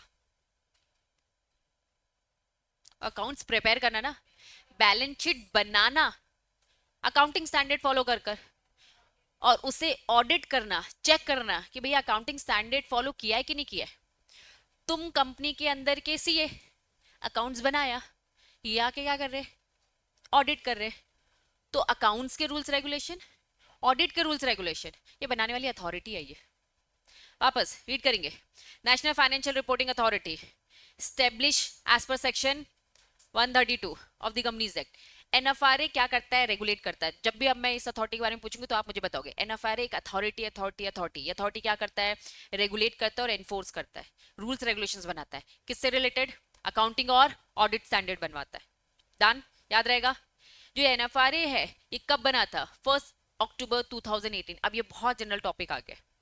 रिप्लेस, इससे पहले एक पुरानी अथॉरिटी हुआ करती थी, पुरानी अथॉरिटी का नाम था national advisory committee on the accounting standard. ये अथॉरिटी खत्म हो गई है, उसकी जगह एनएफआरए ने ले ली है। ये एक रेगुलेटरी है जो रूल्स रेगुलेशन बताता है, स्टैंडर्ड बनाता है, दो, अकाउंटिंग के भी और ऑडिट के भी। याद रहेगा। इसकी रिस्पॉन्सिबिलिटी क्या है? मॉनिटरिंग और enforcing compliances with the auditing और अकाउंटिंग स्टैंडर्ड। इसका काम क्या होगा? इसका काम क्या है? मॉनिटर करना कि सारी चीजें एज पर रूल्स रेगुलेशन चल रही कि नहीं चल रही। साथ में कंप्लायंस को क्या करना? एनफोर्स करना, इंप्रूव करना क्वालिटी ऑफ द प्रोफेशनल। यहाँ पे कौन से प्रोफेशनल्स की बात हो रही है? सीए की बात हो रही है कि सीएस की बात हो रही है? सीए की बात हो रही है। अगर अकाउंट्स की बात हो रही है तो इस अथॉरिटी का काम है मॉनिटर, एनफोर्स करो। साथ ही में ये सीए अपना काम सही से कर रहे कि नहीं कर रहे, उन पे नजर रखना। बात समझ में आ रही है? एनएफआरए पावर है इनके पास क्या? कोई भी चार्टर्ड अकाउंटेंट सीए क्या कर रहा है, अगर क्या कर रहा है, मिसकंडक्ट कर रहा है, तो उनकी इन्वेस्टिगेशन भी की जाती है। जैसे सीए के ऊपर अथॉरिटी बैठी है, ऐसे सीएस में भी अथॉरिटी बैठी है। हम भी अगर कुछ मिसकंडक्ट करते हैं प्रोफेशनल लेवल में, तो हमें भी प्रॉपर, है ना, हमारी भी अथॉरिटी हमें चाटा वाटा मार देगी, है ना, गलत काम करो, सही से नहीं करो। And related professional with the provision of the penalty and appellate authority. Done. चलो पहला मुझे बताओ, इंट्रो लेवल समझ में आया? एनएफआरए एक रेगुलेटरी है जो क्या करती है, अकाउंटिंग और ऑडिट। पहले अकाउंट ही बोलना, पहले अकाउंट्स बनेंगे तभी तो ऑडिट होगा। ठीक, चलो क्या ऑब्जेक्ट है, रिपीट, रिकमेंड करना। क्या रिकमेंड करना? अकाउंटिंग और ऑडिट पॉलिसी। किसको रिकमेंड करना? सीजी को। मॉनिटर करना कि जो रिकमेंड किया है, जो एनफोर्स हो रहा है, वही कंप्लायंस उसके अकॉर्डिंग हो रहा है कि नहीं हो रहा है। ओवरसी करना प्रोफेशनल सीए कि अच्छे से वो क्वालिटी वाइज काम दे रहे कि नहीं दे रहे अपना। तीन चीजें फिर से रिपीट। स्ट्रक्चर, इसमें एक चेयरपर्सन होता है और बाकी इस पूरे अथॉरिटी में कितने लोग बैठते हैं? 15 लोग और एक चेयरपर्सन, जिसमें पार्ट टाइम लोग भी बैठते हैं और फुल टाइम भी। अथॉरिटी का काम क्या है, ये एक एग्जीक्यूटिव बॉडी है, इनका डिवीजन है, इसमें मेन चेयरपर्सन कंट्रोल करता है। मैं चेयरपर्सन, तुम लोग 15 लोग मिलके अकाउंटिंग के रूल्स और ऑडिट के रूल्स रेगुलेशंस बनाने का। मैंने तुम्हें शॉर्ट में बताया, और इन्होंने जो भर भर के बताया है तुम्हें, ये देखो बताइए। जनरल ऑब्जेक्ट क्या था? ऑब्जेक्ट रिकमेंड करना सीजी को, मॉनिटर करना ओवरसीज क्वालिटी प्रोफेशनल्स, और क्या लिखा है, अदर फंक्शन बता दिया। 4 पॉइंट बता दिए इसने। ठीक है। कॉन्स्टिट्यूशन कितने लोग होते हैं? एक चेयरपर्सन होते हैं और 15 लोग होते हैं, पार्ट टाइम होते हैं, फुल टाइम होते हैं। ये सारी चीजें मैं नहीं बढ़ाने वाली, एकदम इन्होंने ये बातें बोल रखी है कि भैया न्यू दिल्ली में मेन ऑफिस है इनका, ब्रांचेस की जरूरत पड़ेगी तो बना लेंगे, ऐसी बातें कर रखी है इन्होंने। इतनी जनरल बातें मैं नहीं बढ़ाने वाली, ये सारी चीजें अब आएंगी रीडिंग। इनको अपना बुक्स ऑफ अकाउंट भी मेंटेन करके रखना है। एनएफआरए ये भी एक बॉडी है, ठीक है।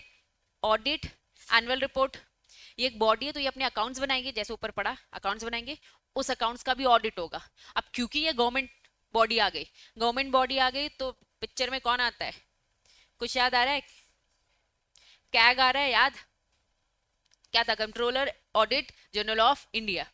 ये पूरे गवर्नमेंट, जो इतने भी पैसे होते, खाते होते, वेल्थ होती है, उसका ये सीए एक तरीके से ये नजर उस पर रखता है कि भैया गवर्नमेंट का जो पैसा है वो सही जगह यूज हो रहा है कि नहीं हो रहा है। तो क्योंकि ये अथॉरिटी है, इनके पास भी अपना खुद का पैसा होगा, इनको भी अपने अकाउंट्स बनाने, तो ये कैग से चेक करवाते हैं। ठीक है।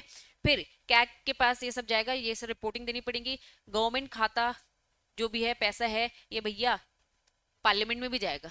जहां जहां गवर्नमेंट एंटिटी आती है, वहां वहां समझना कैग आएगा, और उसका पूरा खाते का हिसाब किताब मेंबर तुम लोग के पास नहीं आएगा, नॉर्मल इंसान के पास नहीं आता। किसके पास आएगा? पार्लियामेंट के पास जाएगा। पैसा सरकारी, पॉलिटिक्स का पैसा किसका है? सरकारी पैसा है, तो भैया लोकसभा के सामने, राज्यसभा के सामने रखना पड़ेगा। साफ इन्होंने बोला अथॉरिटी के पास पावर है इन्वेस्टिगेट करने की, खुद से कर सकती है, या उनको कहीं से पता चला कि कुछ मिसकंडक्ट हो रहा है। ये सारी चीजें आप एक बार रीड करेंगे। पावर फटाफट ऊपर से, क्या पावर है? इन्वेस्टिगेट करने की। क्या पावर है?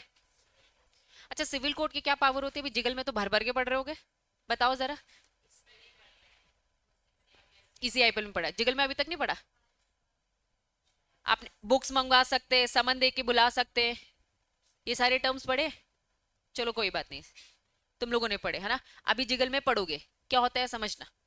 एनसीएलटी के पास भी सेम पावर होती है जो सिविल कोर्ट के पास पावर होती है। ठीक। जज यहाँ बैठा क्या क्या मंगवा सकता है तुमसे, बताओ? कोई भी डॉक्यूमेंट तुमसे निकलवा सकता है, कुछ भी सर्च करवा सकता है तुम्हारे घर पर, ठीक है। किसी को बोल सकता है भैया गवाही आकर दो, यही सारी बातें। तो क्योंकि यहाँ पे अथॉरिटी इन्वेस्टिगेट कर रही है, पता लगा रही है कि क्या गलत हुआ, क्या सही हुआ, तो साफ ये बोला डिस्कवर बुक्स ऑफ अकाउंट को ढूंढने का काम है इसके पास। समन मतलब क्या? नोटिस देके बुला सकती है पर्सन को, और क्या बोलेगी? कसम खाओ, जो बोलोगे सच बोलोगे, गीता में हाथ रखकर, ये सारी बातें बोली है। Inspection of book register, issue commission examination, witness को चेक करना कि सही बोल रहा है कि नहीं बोला। इन्होंने कहा जैसे सिविल कोर्ट के पास पावर होती है ना, ऐसी उस अथॉरिटी के पास पावर है, वो आपसे क्रॉस क्वेश्चन कर सकती है, जज की तरह पावर है। दैट्स इट, वो ये बोलना चाह रहे। नेक्स्ट पावर, किस चीज की पावर? पेनल्टी लगा देंगे और डिबार कर देंगे। किसको? सीए को बोल रहे भाई। तुमने अगर अपना काम अच्छे से नहीं किया, बेदखल कर दिया जाएगा, तुम्हारी डिग्री ले ली जाएगी तुमसे, ये सारे काम किए जाएंगे। तो यहां तक क्या लिखा है? मिनिमम कितने महीने? 6 महीने। और कितने मैक्सिमम? 10 साल तक। ऐसा भी किया जा सकता है आपके साथ, सस्पेंड कर दिया आपको। कुल मिलाकर अगर कोई भी सीए खुश नहीं है तो अपीलेट अथॉरिटी के पास जाकर शिकायत भी करे, जो भी प्रेस करे। यहां तक आपको सारी चीजें पढ़नी है। एनएफआरए अथॉरिटी एक अथॉरिटी है जो अकाउंटिंग और ऑडिट के स्टैंडर्ड्स बनाती है। ये रिकमेंड करती है सीजी को, मॉनिटर करती है ना, एनफोर्स कराती है, प्रोफेशनल्स पे नजर रखती है। कुछ भी गड़बड़ करता हुआ पाया जाता है तो उसके पास पावर भी है इन्वेस्टिगेट करने का। इन्वेस्टिगेट करेगी तो ये सारी चीजें आपसे मंगवा सकती है, और मंगवाने के बाद आपको पेनल्टी भी लगा सकती है, और आपको आपकी मेंबरशिप से डिबार भी अलग भी किया जा सकता है। बातें समझ में आ रही है? तो रीडिंग पोर्शन क्या है, ये पूरा पेज 2 पन्ने, 2.5 पन्ने तुम्हारा रीडिंग। और याद रखना रीडिंग पोर्शन थोड़ा सा कम इंपॉर्टेंट, मतलब कि अंडरस्टैंडिंग पॉइंट ऑफ व्यू से कम इंपॉर्टेंट है। ठीक है, एग्जाम में आएगा, हाँ बिल्कुल आता है, सारी घटिया चीज आ सकती है एग्जाम में। ठीक है, मैं रीड बस क्यों नहीं करवा रही हूँ, क्योंकि इसमें लिखा है इच्छा होगी तो ब्रांच ऑफिस खोलेंगे, एड्रेस बता के रखा है मेन ऑफिस का, 15 लोग रहते हैं, ये सब बता के रखा है। फिर भी मैंने आपको 70% चीजें बता दी, 30% आपको रीड करनी पड़ेंगी। कल पढ़कर आएंगे। बात समझ में आ गई? आज की सभा समाप्त। लिए बच्चों एक बात बता दूं तुम लोग को, जैसे अभी एनएफआरए तुमने एक जनरल टॉपिक पढ़ा था, ये भी थोड़ा सा जनरल टॉपिक है। एक बार हेडिंग रीड करो क्या बोलता है। सीजी ने क्या प्रिस्क्राइब कर रखा है? कहां पढ़ चुके हो? अकाउंट्स में थोड़ा बहुत पढ़ चुके हो, तब थोड़ा बहुत पढ़ा था, अब थोड़ा कंसेप्ट को समझेंगे। आपको ये पता चल गया ना कि एनएफआरए ही सीजी को रिकमेंड करती है, रिकमेंड कर दिया।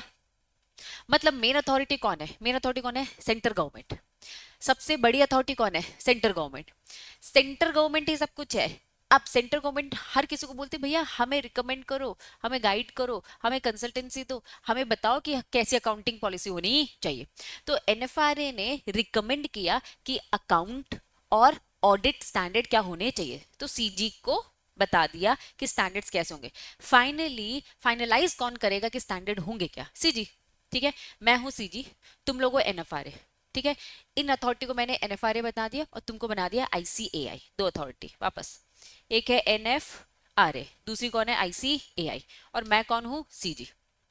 ये मुझे रिकमेंड करिए कि कैसे स्टैंडर्ड्स होने चाहिए, ये मुझे ये इंस्टीट्यूट स्टैंडर्ड बनाना कैसा है, कैसा होना चाहिए, मुझे रिकमेंड करिए। याद करो तुम्हारे भी स्टैंडर्ड्स थे, क्या तुम्हें सेक्रेटेरियल स्टैंडर्ड्स याद आ रहे? एसएस 1 2 3 4 याद आ रहे? 1 क्या था बताओ जरा? Board meeting, 2 general meeting, 3 dividend, 4 board report. तो ये स्टैंडर्ड किसने बनाए हैं? आईसीएसआई ने। ऐसे ही सीए के इंस्टीट्यूट और जो ये अथॉरिटी है, दोनों ये दोनों सीजी को क्या करते हैं? रिकमेंड कर रहे हैं कि भैया स्टैंडर्ड्स कैसे होने चाहिए, अकाउंटिंग स्टैंडर्ड कैसे होने चाहिए, ऑडिट स्टैंडर्ड क्या होने चाहिए। फिर रिकमेंड करने के बाद सीजी सारी बातें सुनेगा और फाइनल करेगा। ठीक है, तो अब ये नेक्स्ट स्टेप की ही बात कर रहे हैं। एनएफआरए ने अपनी तरफ से काम कर दिया, अपना रिकमेंडेशन दे दिया कि प्रॉपर स्टैंडर्ड कैसे बनने चाहिए। आ जाओ, सेंट्रल गवर्नमेंट में prescribe the standards of the accounting, और साथ में क्या लिखा है? एडेंडम मतलब क्या होता है? एडिशनल, सप्लीमेंट, एक्स्ट्रा वाला पार्ट। ठीक है, तो साफ इन्होंने बोला सेंट्रल गवर्नमेंट में प्रिस्क्राइब प्रिस्क्राइब करेगी अकाउंटिंग के स्टैंडर्ड क्या होंगे, और जो भी उसके एडिशनल पोर्शन होंगे वो क्या होंगे, वो सीजी डिसाइड करेगी। लेकिन सीजी कैसे डिसाइड करेगी? जब एनएफआरए ने या फिर आईसीएआई ने उन्हें क्या किया होगा? रिकमेंड किया होगा कि सही स्टैंडर्ड्स क्या होने चाहिए। उस रिकमेंडेशन को आगे लेकर फाइनल कौन करेगा? सीजी करेगा। एज रिकमेंडेड बाय, देखो रिकमेंडेशन किसने दिया है? आईसीएआई ने दे रखा है। ठीक है, देन वो इसे कंसल्ट करेंगे, एग्जामिन करेंगे, और किसने रिकमेंड कर रखा है? एनएफआरए ने कर रखा है। तो कुल मिला के ये दो लोग, ये दो अथॉरिटी सीजी को फाइनलाइज करवाते हैं, उनकी हेल्प करते हैं कि भैया प्रॉपर स्टैंडर्ड कैसे बनने चाहिए। क्या पहला पैराग्राफ क्लियर है? तो पूरा पैराग्राफ बस रिकमेंडेशन बता रहा है कि रिकमेंडेशन इस अथॉरिटी ने किया है, एग्जिस्टिंग अकाउंटिंग स्टैंडर्ड फॉलो करने की बात हो रही है। तो कुल मिलाकर एक अकाउंटिंग स्टैंडर्ड होता है, आप इस बात को समझेंगे। अक्सर मैं बोलती थी एक पुरानी अकाउंटिंग स्टैंडर्ड है, एक न्यू है। न्यू को हम क्या बोलते हैं? इंडेज, इंडियन अकाउंटिंग स्टैंडर्ड। अगर सिंपल अकाउंटिंग स्टैंडर्ड लिखा है, अगर सिंपल अकाउंटिंग स्टैंडर्ड लिखा है, दैट मींस वो पुराने अकाउंटिंग स्टैंडर्ड की बात करें। नए में कभी भी न्यू अकाउंटिंग स्टैंडर्ड नहीं लिखा होता है, रादर उसकी जगह इंडियन अकाउंटिंग स्टैंडर्ड्स लिखे रहते हैं। क्या ये बात समझ में आ रही है? तो कहीं भी लिखा होगा अकाउंटिंग स्टैंडर्ड तो क्या क्लिक होगा? पुराना। इंडियन अकाउंटिंग स्टैंडर्ड न्यू है। क्लियर है? चलो अब यहाँ इन्होंने बताना चालू किया 6 फरवरी 2015 को MCA ministry of corporate affair central government consult करते हैं, ठीक है, national advisory committee on the accounting standard बैठती है और नोटिफाई करती है कि भैया अब नए स्टैंडर्ड्स आएंगे। वो नए स्टैंडर्ड का नाम क्या है? Indian accounting standard rule 2015। Rules कब आते हैं? 2015 में फाइनली इंडियन अकाउंटिंग स्टैंडर्ड आते हैं। As a result this notification notifying जो ये अकाउंटिंग स्टैंडर्ड रूल 2015 है shall be two separate set of accounting standard. इसमें दो सेट है, पहला क्या है इंडेस और दूसरा क्या है अकाउंटिंग स्टैंडर्ड। तो क्या दो ये नाम समझ पा रहे हो? पहला नाम क्या है? इंडियन अकाउंटिंग स्टैंडर्ड, शॉर्टकट में देखो लिखा है उन्होंने, जो ये बोलते हैं ना इंडेस इंडेस इंडेस, तो ये इंडेस शॉर्टकट है। दूसरा नॉर्मल क्या है? Accounting standard. एक 2015 का और एक 206 का है, 2006 का है, ठीक है। तो कुल मिलाकर ये दो सेट है। अब इन्होंने कहा कि अकाउंटिंग स्टैंडर्ड नहीं समझा रहे, ये तुम्हें कंसेप्ट नहीं समझा रहे, ये बस आपको क्या बता रहे कि नया अकाउंटिंग स्टैंडर्ड आया, एक पुराना था और एक नया था। नया कब आया? 2015 में आया। अब जो नया आया है उन्होंने बताया है कि नए अकाउंटिंग स्टैंडर्ड का कवरेज कैसे कैसे लगा। यहाँ एप्लीकेबिलिटी बता दी कि ये नए अकाउंटिंग स्टैंडर्ड किस में लगी है, इंडियन अकाउंटिंग स्टैंडर्ड किस में लगे। पहले मुझे बताओ यहाँ तक की कहानी समझ में आई? कुछ नहीं, थोड़ी सी हिस्ट्री डेटा दे रखा है इन्होंने कि भाई 2015 में इंडेज आया और इंडेज अब किस किस में लग रहा है। चलो, इंडियन अकाउंटिंग स्टैंडर्ड जो इंडेज है एनेक्स्चर है रूल 2015, ठीक, और एक तरफ दूसरा क्या है? पुराने अकाउंटिंग स्टैंडर्ड 2006। क्या लिखा है जरा बाजू में पढ़ो, जरा बताओ।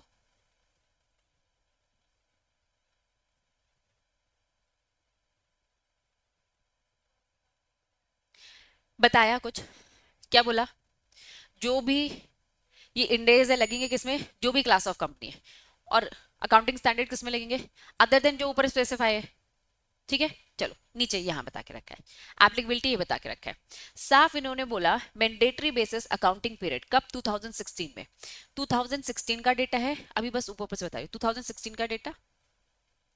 फिर 1 अप्रैल 2017 से 1 अप्रैल 2018 एनबीएफसी की बात हो रही है, एनबीएफसी कुछ एनबीएफसी 1 अप्रैल 2019 वापस। पहले क्या दे रखा है? 1 अप्रैल 2016। यहां बाजू में बता के रखा है कौन सी कंपनीज है जिनको 1 अप्रैल 2016 से इंडेस फॉलो करना है। 2017 से यहां कुछ कंपनी की लिस्ट है, इन्हें भी अब इंडेस फॉलो करना पड़ेगा। मतलब पहले बस ये थे जो फॉलो करते थे, 17 के बाद लिस्ट में ये लोग ऐड हो गए, 18 में ये लोग ऐड हो गए और 2019 में ये लोग भी ऐड हो गए। कुल मिला के लिस्ट बड़ी होती जा रही है कि इंडियन अकाउंटिंग स्टैंडर्ड किसको फॉलो करना है, किस किस में एप्लीकेबल है। पहले बताओ यहाँ तक कंसेप्ट क्लियर है क्या? पक्का? अभी हमने कुछ नहीं, सिंपल ये समझा सीजी ही फाइनल करती है। सीजी को रिकमेंड कौन कौन करता है? एनएफआरए करता है और सीए इंस्टीट्यूट करता है, आईसीएआई करता है। डन। फिर उन्होंने कहा कि दो सेट है इसमें, एक नॉर्मल अकाउंटिंग स्टैंडर्ड पुराना और एक नया। अब हम नए को पकड़कर पढ़ रहे हैं कि किस किस में लगेगा। प्रिस्क्राइब क्लास ऑफ कंपनी, ये प्रिस्क्राइब क्लास ऑफ कंपनी है। अलग अलग समय पे, जैसे कि 2016 में जब वो पहली बार आया तो उन्होंने कहा कि भाई इन्हीं 3-4 कंपनीज को फॉलो करना है, और आगे नेक्स्ट ईयर फिर और कंपनी एड ऑन भी।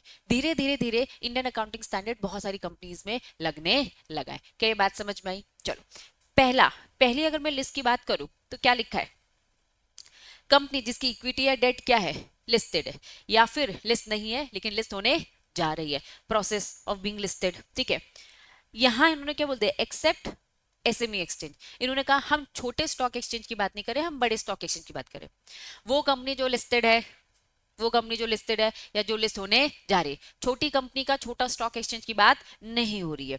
इंडिया की लिस्टिंग की बात हो रही है, आउटसाइड इंडिया की लिस्टिंग की बात हो रही है, और साथ में उनका नेटवर्थ कितना है? 500 करोड़ और मोर। आपको क्या करना पड़ेगा? तुम्हें अकाउंटिंग स्टैंडर्ड 2006 फॉलो नहीं करना है, रादर आपको क्या फॉलो करना है? 2015 का इंडेक्स फॉलो करना है। कंसेप्ट क्लियर है? तो कुछ नहीं, लिस्ट है, इन कंपनी को फॉलो करना है। दूसरी लिस्ट क्या लिखा है? अनलिस्टेड कंपनी, लेकिन आपकी नेटवर्थ कितनी है? 5, क्या लिखा है? 500 करोड़ और मोर। होल्डिंग सब्सिडी एसोसिएटेड, जो भी कंपनी ऊपर पड़ी हमने, इनकी होल्डिंग सब्सिडी को भी फॉलो करना पड़ेगा। कंसेप्ट क्लियर है? कुछ नहीं, अब ये डेटा है जो याद रखना पड़ेगा, क्योंकि आपको ये याद रखना है कि इंडियन अकाउंटिंग स्टैंडर्ड लग किस पे रहा है? उन पे लग रहा है जो लिस्टेड है या लिस्ट होने जा रही है, ठीक है। छोटी कंपनी जो छोटे स्टॉक एक्सचेंज में लिस्ट हो रही है उनकी बात नहीं हो रही। जिनका नेटवर्क कितना है? पहले वाले पॉइंट में नेटवर्क कितना है? 500 करोड़, या फिर आप अनलिस्टेड कंपनी हो लेकिन आपका नेटवर्थ क्या है 500 करोड़, वहां लिस्टेड भी बोला था, लिस्टेड के साथ ये बोला था, इन्होंने बोला अनलिस्टेड हो लेकिन 500 करोड़ से ऊपर है। और थर्ड वाला पॉइंट क्या बोलती है, ऊपर जितनी भी कंपनीज पड़ी उनकी holding subsidy associate joint venture हो तो आपको भी फॉलो करना पड़ेगा। पहला पॉइंट कलर है 2016 वाला। नेक्स्ट 2017 से पढ़ो।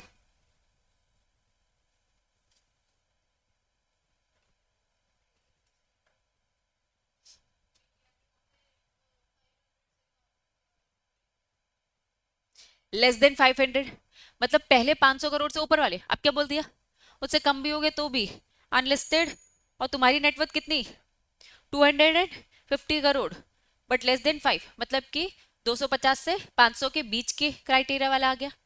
नेक्स्ट इनकी होल्डिंग सब्सिडी कंसेप्ट क्लियर है, पहले 500 से ऊपर बोला जाता था, अब क्या बोल दिया 250 और 500 के बीच वाले। डन। 2018 से एनबीएफसी की एंट्री होती है। एनबीएफसी तुमको भी इंडेक्स फॉलो करना पड़ेगा।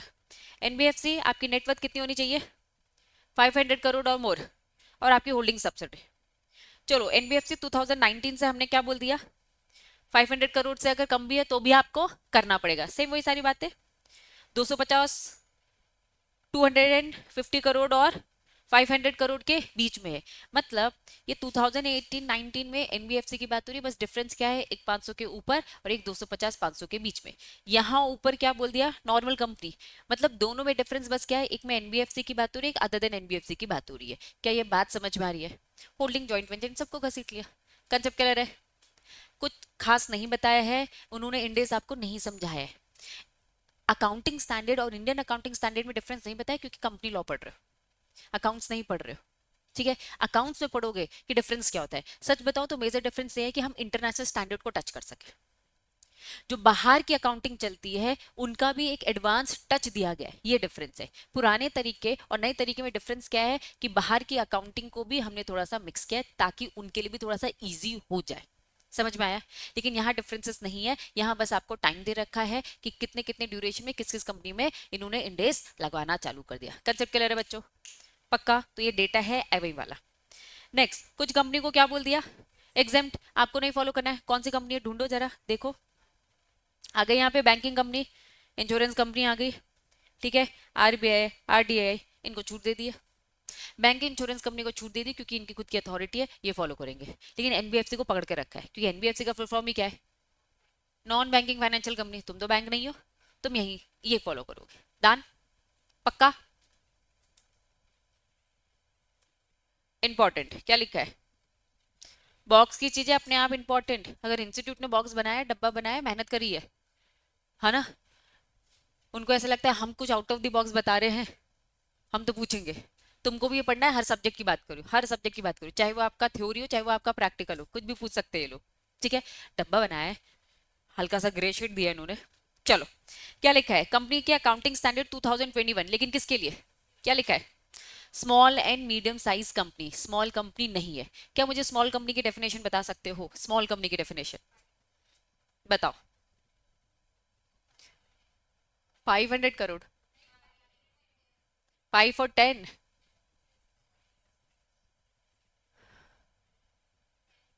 चलो ढूंढ लो, चलो ढूंढ लो, कोई बात नहीं। क्या बोला विधि ने, क्या बोला 10, हाँ 10 सही है। कुछ 4 करोड़ भी था, सही है, आया। 4 करोड़ क्या हो सकता है, वेरी गुड। 4 करोड़ 10 करोड़ हो सकता था, और 40 करोड़ कितना हो सकता था, 100 करोड़ हो सकता था। याद आया। लेकिन ये किसकी डेफिनेशन है, स्मॉल कंपनी की डेफिनेशन है। यहाँ स्मॉल कंपनी की बात नहीं हो रही, वापस से रीड करो क्या लिखा है, स्मॉल एंड मीडियम, मतलब हम यहाँ पे छोटी कंपनी और मीडियम साइज कंपनी दोनों की बात कर रहे हैं। आओ, एमसीए ने नोटिफिकेशन दिया 2021 में, इन्होंने बताया कुछ स्मॉल एंड मीडियम साइज की कंपनीज होती है, उनके हिसाब से स्मॉल एंड मीडियम साइज की कंपनी कौन सी होती है। The turnover and borrowing limit hold revise as well as disclosure, नीचे आ जाओ, रिवाइज डेफिनेशन। इन्होंने कहा हमने डेफिनेशन में चेंज किया है, हमारे हिसाब से small and medium enterprises, small and medium size की कंपनी कौन सी है। आओ, स्मॉल एंड मीडियम साइज की कंपनी वो है जिसका इक्विटी या फिर डेट क्या है, लिस्ट नहीं है, और ना ही लिस्ट होने की प्रोसेस में, क्योंकि बड़ी कंपनी तो लिस्ट है ना, या फिर लिस्ट होने की प्रोसेस में। हम कह रहे हैं छोटी कंपनी और मीडियम साइज की कंपनी। छोटी मीडियम साइज की कंपनी हमारे लिए वो है जो लिस्ट नहीं है और लिस्ट होने की कोई प्रोसेस भी नहीं चल रही। पहला पॉइंट क्लियर है। दूसरा, जो क्या नहीं है, बैंक नहीं है, फाइनेंशियल इंस्टीट्यूशन नहीं है, इंश्योरेंस कंपनी नहीं है, ये स्मॉल एंड मीडियम साइज की कंपनी से बाहर है। हम पढ़ रहे स्मॉल और छोटी, छोटी और मीडियम साइज की जो कंपनी है वो कौन कौन है, लिस्टेड ना हो और ना ही उसकी प्रोसेस में हो, बैंकिंग कंपनी ना हो, फाइनेंशियल इंस्टीट्यूशन कंपनी ना हो, इंश्योरेंस कंपनी ना हो। नेक्स्ट, जिसका turnover excluding the other income does not exceed कितना, 250 करोड़, ठीक है, 250 crore preceding accounting year. Next, we does not have borrowing public deposit, कुछ भी उन्होंने उधार वगैरह इतने से ज्यादा नहीं ले रखा है। कितना ज्यादा, 50 crore at any time during the immediate preceding financial and which is not holding subsidy, वो होल्डिंग सब्सिडी भी नहीं है। तो अगर ये सारी सिचुएशन फुलफिल होती है तो आप हमारे लिए स्मॉल एंड मीडियम एंटरप्राइजेस हैं और हम आपको देंगे भारी भरकम छूट। For the purpose of this clause company qualify, जो भी कंपनी स्मॉल और मीडियम की डेफिनेशन में कवर होती है, the condition mention satisfied at the end of the relevant accounting period, the main object क्या है, mirror the existing accounting standard. आप अपना पुराना अकाउंटिंग स्टैंडर्ड फॉलो करो क्योंकि आप उस डेफिनेशन में कवर हो रहे हो। ये आवाज क्यों आ रही है यार?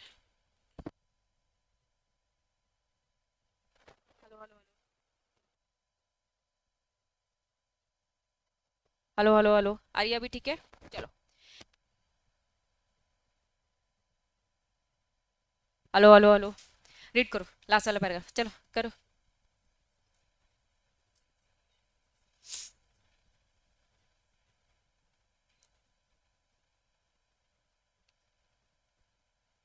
पढ़ लिया? क्या बोल रहा है, बताओ क्या बोला।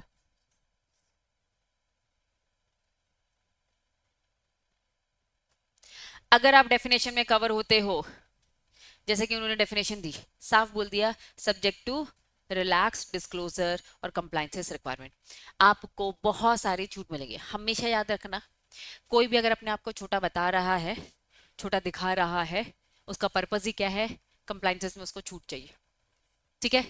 तो पहले हमने इस बॉक्स में क्या पढ़ा, स्मॉल और मीडियम एंटरप्राइजेस क्या होती है, और एंड में बस हमने ये पढ़ा कि इनको बहुत सारे रिलैक्सेशन मिल जाएंगे, दैट्स इट। कंसेप्ट क्लियर है? बताओ कौन होती है स्मॉल एंड मीडियम एंटरप्राइजेस? पहला, लिस्टेड नहीं है और ना ही होने जा रही है। दूसरा, बैंक नहीं है, फाइनेंशियल इंस्टीट्यूशन नहीं है, इंश्योरेंस कंपनी नहीं है, और टर्नओवर 250 करोड़ से कम है, और बोरिंग कितना, 50 करोड़ से कम है। तो यस, आपको कंप्लाइंसेस कम लगेंगे। क्लियर है? होल्डिंग और सब्सिडी भी इनकी है ना नहीं है, तो छोटी कंपनी हो तो मीडियम, ठीक। चलो, ये कंसेप्ट क्लियर है बच्चों? तो ये बहुत ही अजीबो गरीब टॉपिक था, इंडेज अकाउंटिंग स्टैंडर्ड, ठीक है, लेकिन हाँ पढ़ लिया तुम लोगों ने। चलो, अब एक बात कान खोलकर सुनो। मैंने आपको बताया था इस चैप्टर के कितने पार्ट है, 2 पार्ट है।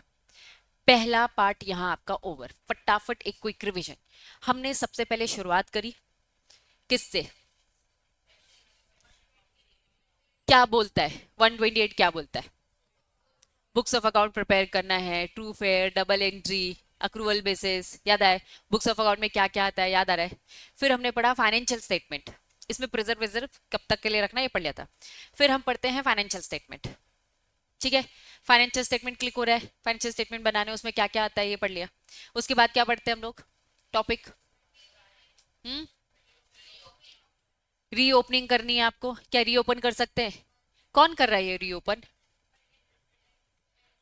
128, 129, 129 ए भी था, यस ए था ना। ए क्या बोलता है, कभी भी सीजी पीरियोडिकली आपसे मांग लेगी, क्वार्टरली मांग लेगी, ठीक है। चलो, फिर हमने क्या पढ़ा इसके बाद, क्या बोलता है 130, रीओपनिंग।